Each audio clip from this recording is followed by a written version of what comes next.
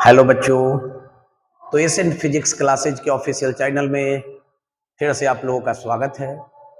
आज की इस वीडियो में हम बात करने वाले हैं some basic properties of charge के बारे में। ठीक है ना। तो some basic properties of charge यानी आवेश के कुछ मूल गुण हैं, उस गुणों के बारे में हम आज क्या करने वाले हैं, जानने वाले हैं। पहले से भी मैंने पढ़ा है चार्ज की प्रॉपर्टी, जैसे additivity of charge, quantization of charge, law of conservation of charge. तो उसको मैंने डीपली एक्सप्लेन किया था। लेकिन इस वीडियो में हम ये जानेंगे कि अगर एग्जाम में 2 मार्क्स में क्वेश्चन आ जाए, right any 3 properties of electric charge, तो हम कैसे लिखेंगे। ठीक है ना। तो चलिए आते हैं, देखते हैं। पहला प्रॉपर्टीज क्या कहता है, देख लीजिए। पहला कहता है प्रॉपर्टीज लाइक चार्जेज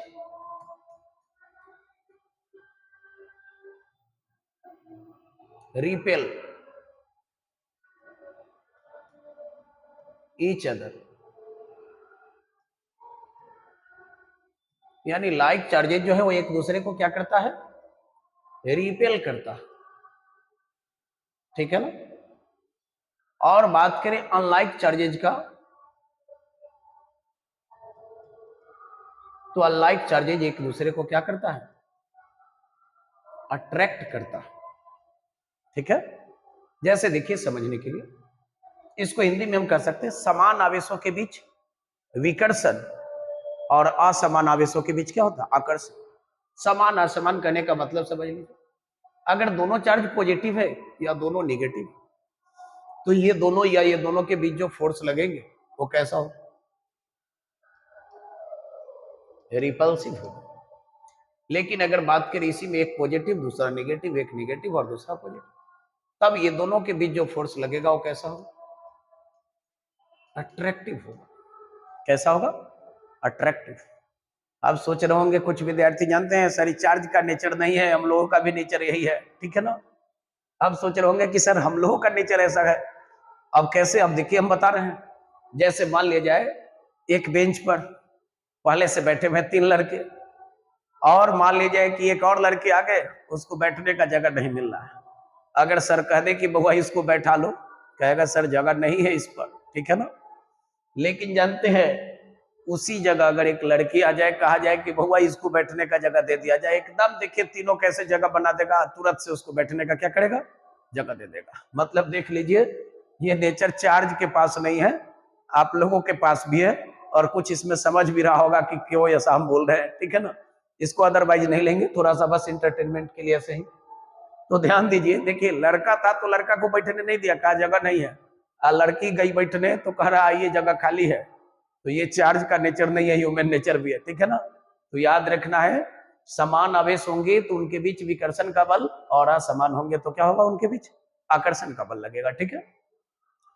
नेक्स्ट देखिए कहता है क्या कि चार्ज जो है हमारा स्केलर क्वांटिटी है।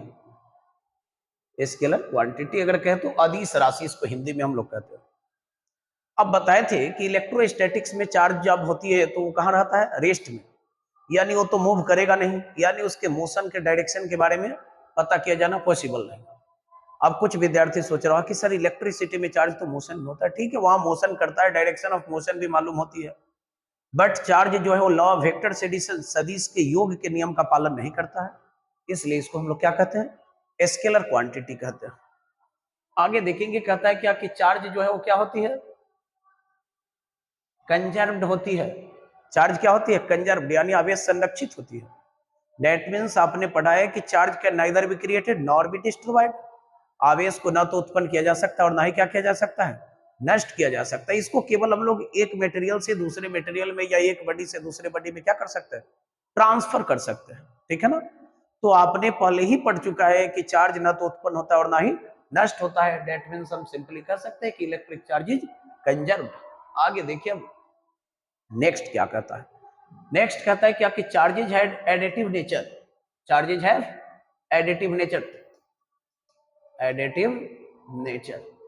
तो देखेंगे अब एडिटिव नेचर कहने का मतलब क्या होगा, योज्यता के गुण।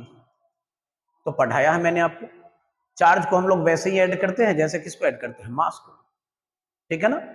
अब एडिटिव नेचर कहने का मतलब हुआ योज्यता का गुण। दैट मींस हम पढ़ाए थे कि अगर कोई एक्सटेंडेड बॉडी है और इसके अलग अलग रीजन में अलग अलग अमाउंट ऑफ, मान लिया जाए कि क्या है, चार्ज है, और आपसे पूछ दिया जाए कि इस बॉडी पर टोटल चार्ज कितना है, तो सिंपली मैंने बताया था कि भाई सबको जोड़ देना, इसका अलजेब्रिक सम निकाल देना है, यानी टोटल चार्ज हो जाएगा Q1 plus Q2 plus minus Q3 plus Q4। ये देखिए अलजेब्रिक सम प्लस माइनस माइनस फिर यहाँ पे लग जाएगा शायद, इसीलिए मैंने बताया अलजेब्रिक सम, क्योंकि चार्ज पॉजिटिव भी होते हैं और निगेटिव होते हैं, ठीक है ना।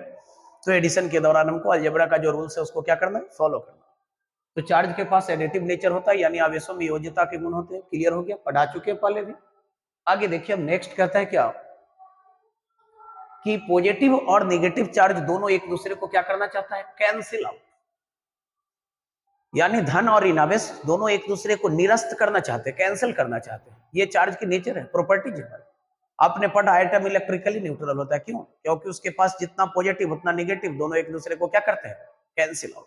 तो इसीलिए हम कह सकते हैं positive and negative charges tend to cancel each other, यानी धन और ऋणावेश एक दूसरे को कैंसिल, निरस्त करने की क्या करते हैं, चेष्टा करते हैं, ठीक है ना।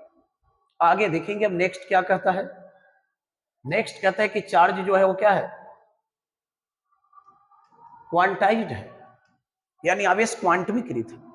अब क्वांटमीकृत क्या है, चार्ज की प्रॉपर्टीज है क्वांटाइजेशन, मैंने पढ़ाया है, जो क्या कहता है कि चार्ज कभी फ्रैक्शन में एग्जिस्ट नहीं होता, यानी किसी भी चार्ज बॉडी पे जो चार्ज होंगे वो बेसिक और एलिमेंट्री चार्ज के इंटीग्रल मल्टीपल के क्या होंगे, इक्वल होंगे।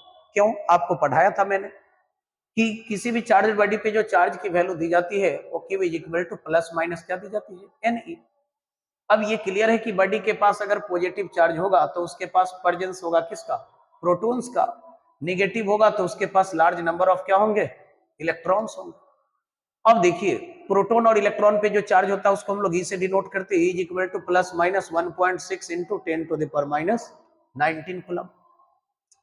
तो देखा जाए ये प्रोटॉन पे लेना होता है तो प्लस में, इलेक्ट्रॉन पे लेते हैं तो माइनस का साइन लगाते हैं।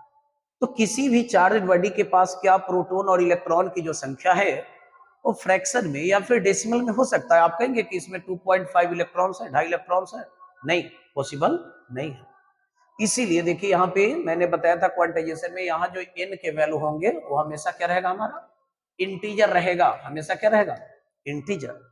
तो याद रखना है कि इलेक्ट्रिक चार्ज जो हो क्या है, क्वांटाइज्ड है। क्वांटाइज्ड कहने का मतलब क्या है, चार्ज कभी फ्रैक्शन में एग्जिस्ट नहीं होता है, ठीक है ना। यानी चार्ज जो है किसी भी चार्ज बॉडी के पास होगा वो हमेशा बेसिक और एलिमेंट्री चार्ज के इंटीग्रल मल्टीपल के इक्वल होगा। ये हमारा